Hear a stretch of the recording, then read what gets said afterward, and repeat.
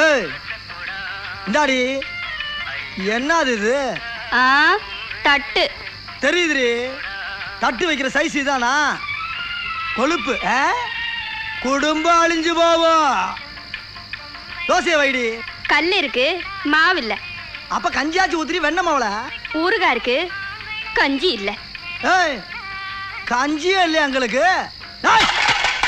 யார்கிட்ட பேசுற? இந்த பார், எதுக்கு உட்காந்துக்கிறது யார் தெரியுதா?